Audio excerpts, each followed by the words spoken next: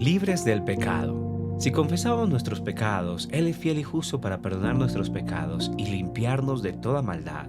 Primera de Juan 1:9. La palabra confesamos en el versículo anterior es traducción del término griego homologeo.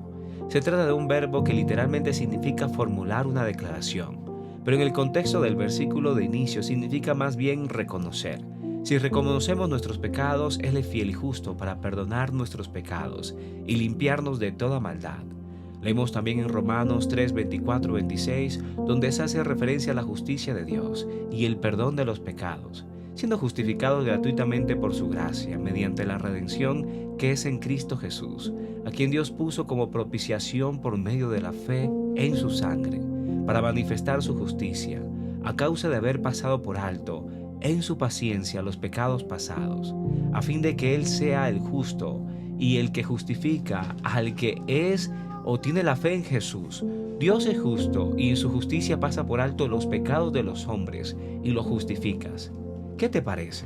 No dice que Dios justifique al que confiesa sus pecados y pide perdón. Lo que es importante para Dios no es tanto que recibas el perdón como la motivación para recibirlo. El término perdón es traducción del griego apeimin, que significa libertad. Dios quiere que vivas libre del pecado. Y eres la justicia de Dios en Cristo Jesús. Eres la expresión de su justicia. En Hechos 13:38 leemos algo extraordinario. Sabed pues esto, varones hermanos, que por medio de Él se os anuncia perdón de pecados, y que en todo aquello, en lo que por la ley de Moisés no pudisteis ser justificados, en Él es justificado todo aquel que cree. Justificado implica ser inocente y absuelto de pecado. Referirnos a vivir una vida libre de pecado no es lo mismo que ser libres de la ley del pecado. La libertad de la ley del pecado significa que la potestad de Satanás ha sido destruida, pero vivir libre de pecado hace referencia a la potestad de vivir rectamente y no hacer el mal. ¿Acaso esto es posible? Sin duda. Esto es lo que Jesús consumó. De lo contrario no habría cumplido su propósito, pero gracias a Dios que ciertamente lo cumplió. Él fue hecho pecado a fin de que en Cristo Jesús nosotros fuésemos hecho justicia de Dios.